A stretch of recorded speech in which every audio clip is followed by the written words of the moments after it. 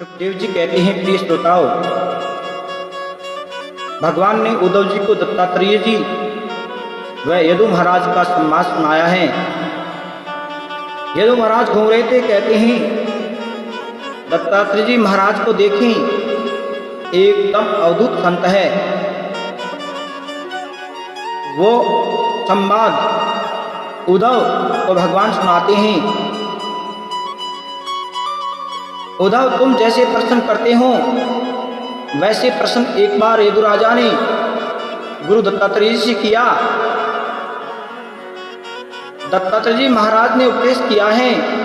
प्रिय श्रोताओं, जगत में दो तत्व हैं, जड़ और चेतन। मैंने निश्चय किया है कि जड़ से चेतन श्रेष्ठ है। आंख से जो दिखता है उसको जड़ कहते हैं, और आंख को देखने की शक्ति जिससे मिलती है वह चेतन है। मेरे भगवान नारायण चेतन हैं। मैं चेतन परमात्मा के साथ प्रेम करता हूँ। मुझे अनेक गुरु मिले हैं। मैंने अनेकों को गुरु माना है। दीक्षा गुरु, एक शिक्षा गुरु, अनेक मैंने अपनी दृष्टि को गुण में बनाया है। जहाँ जो गुण दिखता है उस गुण के लिए मैंने उसको गुरु माना है। पृथ्वी को मैंने गुरु माना है। यदु जी, मैंने जीवन में 24 गुरु बनाए। गुरु का अर्थ क्या है? गुरु किसे कहते हैं? गुरु तत्व ही महातत्व है। गु माने अंधकार, रू माने रोशनी। अंधकार को मिटा दे, गुरु वही है। शिष्य के अज्ञान को मिटा दे, उसको गुरु कहते हैं। प्रिय श्रोताओं, किसी की क्रिया या स्वभाव से ज्ञान लिया वही गुरु है। दत्तात्रेय जी किसी के पास नहीं गए हैं, उनको पता ही नहीं कि हमारा चेला है। जिससे ज्ञान मिला उनको ही गुरु मान लिया। दत्तात्रेय जी कहें, यदु जी, हमने भी जीवन में 24 गुरु बनाए हैं। पृथ्वी, वायु, आकाश, जल, अग्नि, चंद्रमा, सूर्य, कबूतर, समुद्र, पतंग, अजगर, भंवरा, हाथी, शहद निकालने वाला, हिरण, मछली, पिंगला, वेश्या, कुकर, कुंवारी कन्या, सर्प, कीट और मकड़ी और बाण बनाने वाला। इस प्रकार से कहते हैं 24 गुरु बनाए हैं। प्रिय श्रोताओं, बड़े ध्यान से सुनना, ये 24 गुरु की कथा है। कहते हैं मैंने पृथ्वी को गुरु माना। पृथ्वी मुझे बोध देती है, कम खा गम खा। जो कम खाता है उसको शांति मिलती है, जो गम खाता है उसके पक्ष में भगवान खड़े रहते हैं। प्रिय बंधु, सहन करो। पृथ्वी माता सहन करती है ना करती? लोग खड्डा खोदते हैं। कितने लोग तो ऐसे होते हैं कि उनको क्रोध आ जाए तो क्रोध में पृथ्वी के ऊपर पांव पटकते हैं। पृथ्वी माता सहन करती है। मेरा बेटा है, भान भूल गया है। मानव क्रोध में कदाचित पृथ्वी माता को अपमान भले ही करें, किंतु पृथ्वी माता को कभी क्रोध नहीं आता। पृथ्वी शांत है। कहे मैंने पृथ्वी से ज्ञान लिया कि पृथ्वी कितना ही उत्पात करो, पृथ्वी माता की तरह क्षमा कर देती है, माता की तरह क्षमा कर देती है। प्रिय श्रोताओं, पृथ्वी माता को कितना ही अपमान करे कभी भी क्रोध नहीं आता। पृथ्वी शांत रहती है और धैर्य रखती हैं। उसके ऊपर पेड़ पौधे परोपकार के लिए होते हैं। साधक को भी धैर्य रखना चाहिए। कहते हैं मैंने वायु से शिक्षा ली। मैंने वायु को गुरु माना। वायुदेव इत्र की दिशा से आते हैं, तब सुगंध नहीं लेते। वायुदेव जहाँ कचरा पड़ा है वहाँ से भी जाते हैं, दुर्गंध नहीं लेते। दुर्गंध और सुगंध दोनों को छोड़ करके वायु देवता संसार में भ्रमण करते हैं। मान और अपमान दोनों को छोड़ दो, संसार छोड़ दो। संसार सत्य नहीं है तो संसार में मिला हुआ मान कैसे सत्य हो सकता है? प्रिय मानवाओं, मान और अपमान दोनों में मन को शांत रखो। मैंने वायु से शिक्षा ली। वायु ऐसी होती है, भोजन उतना ही लेती है, भूख शांत हो जाए, संग्रह नहीं करती। साधक को भी संग्रह नहीं करना चाहिए। भजन नहीं होता, संसार का चिंतन होता है, वायु एक जगह टिकती तो साधक को भी एक जगह नहीं टिकती, तो साधक को भी एक जगह नहीं टिकना चाहिए, चिपकना नहीं चाहिए। और कहते हैं मैंने आकाश से शिक्षा ली। आकाश, लेकिन वही अलग अलग है। आकाश से शिक्षा प्राप्त की एक होता है, लेकिन वही अलग अलग दिखता है। ऐसे ही शरीर अलग अलग हैं, आत्मा तो एक ही है। आत्मा दो नहीं, सब में एक ही है। और मैंने जल से शिक्षा ग्रहण की। दत्तात्रेय जी बताते हैं मैंने जल को गुरु माना। जल से मुझे दो गुण मिले, मधुरता और शीतलता। मैंने अपना स्वभाव बर्फ के जैसा ठंडा रखा है, जल के जैसा मैंने मधुर स्वभाव रखा है।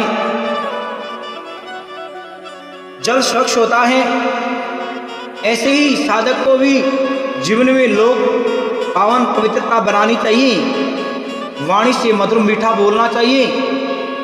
और मैंने सूर्य से शिक्षा ग्रहण की।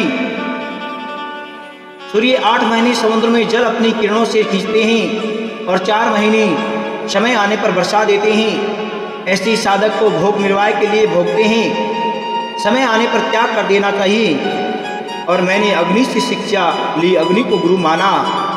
अग्नि में कदाचित विष्ठा पड़े तो अग्नि में देव विष्ठा को भी जला देते हैं। कभी किसी का पाप सुनना नहीं चाहिए। कदाचित सुनने में आए तो मन में रखना नहीं चाहिए। विवेक और अग्नि में उसको जला दो। दूसरों के पाप का उच्चारण करना पाप है, दूसरों के पाप का स्मरण करना पाप है, किसी का पाप मन में रखना पाप है। अग्निदेव जला देते हैं। मैंने अग्नि से शिक्षा ली। जैसे ज्योतिर्मय तेजस्वी होती है, उसके तेज को दबाया नहीं जा सकता, वह लिप्त होती नहीं किसी भी वस्तु के दोष से। वैसे ही साधक को तपस्या से दीदीप्यमान इंद्रियां विजयी, अप्राभूत भोजन मात्र संग्रही, यथायोग्य सभी वस्तुओं का भोग करता हुआ इंद्रियों को वश में रखे, किसी का दोष अपने में नहीं आने दे। साधक पुरुष को इसका विचार करना ही चाहिए। प्रिय मानवाओं, कहते हैं मैंने एक कीड़े को मैंने गुरु माना। भोरा कीड़े को मैंने अपने घर में रखा। उसको मारता नहीं, काटता है। वह कीड़ा भेरी का सतत चित करता है, आएगा मुझे काटेगा, आएगा मुझे काटेगा। सत्चिंतन करने से वह कीड़ा ही भृंगी एक दिन भोरा हो जाता है। जीवन ब्रह्म चिंतन करे, सत्य परमात्मा का ध्यान करे तो परमात्मा के चरणों में जाओ तो क्या आश्चर्य है। अनेक गुरुओं के पास मुझे अनेक तत्व मिले। अनेक गुरुओं के पास मैंने कबूतर से भी शिक्षा ली। एक कबूतर था, उसका परिवार शिकारी के जाल में फंस गया। कबूतर ने सोचा प्यारे बच्चे पत्नी इनके बिना जी नहीं सकता, मोह बस जाल में कूद करके मारा गया। साधक को संसार में आसक्ति मोह ममता नहीं रखनी चाहिए, इसलिए सावधान रहो। मैंने हाथी से शिक्षा ग्रहण की। हाथी को पकड़ने वाले क्या करते हैं, एक खड्डा खोद करके गिरा देते हैं और हाथी पकड़ा जाता है। पत्नी की आसक्ति में आकर भागा तो गिरा। इसलिए सन्यासी व साधक को काठ की स्त्री बुरी का भी स्पर्श नहीं करना चाहिए। स्त्री उनके लिए मूर्तिमान मृत्यु है। सावधान रहना चाहिए, सावधानी तो साधना है प्रिय महानुभाव। और कहते हैं दत्तात्रेय जी मैंने मछली से शिक्षा प्राप्त की। मछली कैसी होती है, लोभ के वश मारी जाती है, कांटे में फंस करके। ऐसे कभी साधक को लोभ नहीं करना चाहिए।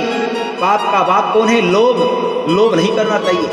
आदमी मारा जाता है। और कहते हैं मैंने हिरणी से शिक्षा ग्रहण की। बांसुर की आवाज से शुद्ध बुद्ध भूल करके पकड़ी जाती हैं। ऐसे साधक को विषय संबंधित गीत नहीं गाने चाहिए, नहीं तो हिरणी की तरह मारे जाओगे। और कहते हैं हिरणी के गर्भ से पैदा हुए श्रृंगी ऋषि स्त्री के साथ गाना सुन करके उनके बस में आसक्त हो गए, कठपुतली बन करके नाचने लगे।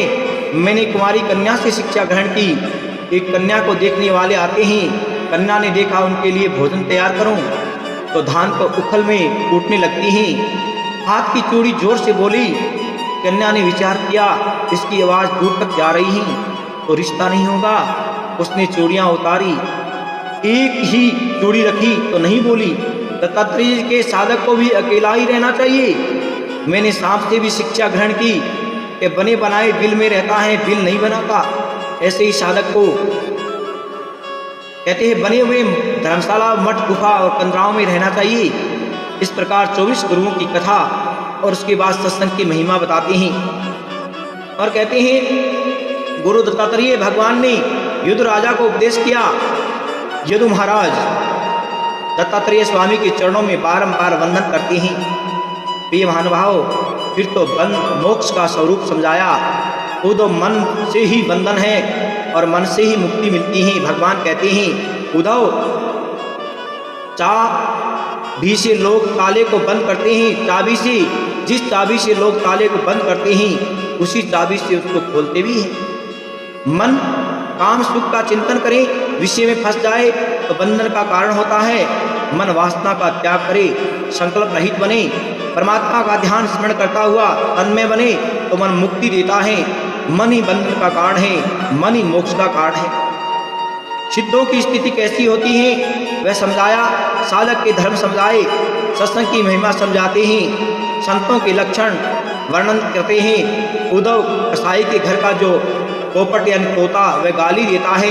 वैष्णव के घर में जो पोपट है वह रघुपति राघव राजा राम बोलता है। उद्धव, जन्म से कोई बिगड़ा नहीं है, जीव संग से बिगड़ता है, संग से ही सुधरता है। आपस में ज्ञान में, भक्ति में, वैराग्य में जो आगे बढ़े ऐसे महापुरुषों का स्मरण करो। संतों का स्मरण भी सत्संग ही पवित्र करता है। पवित्र ग्रंथों का वाचन करो। सत्संग करने की आज्ञा करी है परमात्मा ने। संसार की सभी आसक्ति का नाश करने वाला सत्संग है। भगवान कहे मैं ना तो जब तब से प्रसन्न होता हूँ जितना प्रसन्न मैं सत्संग से होता हूँ। सत्संग भक्ति ये दो भगवान की प्राप्ति के श्रेष्ठ साधन है। सत्संग कथा सुनना चाहिए, करना चाहिए। हंस रूप में भगवान ज्ञान प्रदान करते हैं, सनकादि को सारी कथा सुनाते हैं। उसके बाद भगवान ने अपनी विभूतियों का वर्णन किया।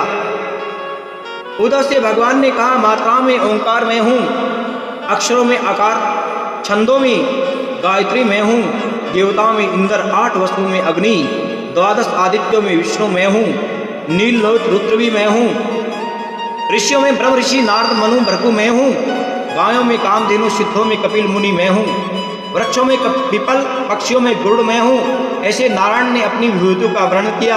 अंत में प्रभु ने ज्ञान योग का वर्णन करते हुए ज्ञान क्या है, कर्म क्या है, भक्ति योग क्या है, अपने स्वरूप को जानना है। स्वरूप ही आत्मा है, परमात्मा का अंश सदा अमर रहने वाला है। इसे अलग अपरिवर्तनशील जानना, शरीर परिवर्तनशील है, यही ज्ञान है। शरीर को सबकी सेवा में लगाना, कुछ भी नहीं चाहना, यही कर्मयोग है। मेरा तो गिरधर गोपाल, दूसरा नहीं कोई, ऐसा सच्चा पक्का मानना ही भक्ति योग है। अब उद्धव को भागवत का ज्ञान देते हैं। हम कहते हैं तुम भक्ति कर्म में तो करो, लेकिन मुझे याद करते हुए भगवान की प्रसन्नता के लिए भगवान को अर्पण कर दो, यही भागवत धर्म है। अब तुम बद्रीनाथ चले जाओ। उद्धव को बद्रीनाथ भेज देते हैं। सारे प्रवासियों को लेकर के भगवान समुद्र के किनारे आते हैं। प्रिय बंधु,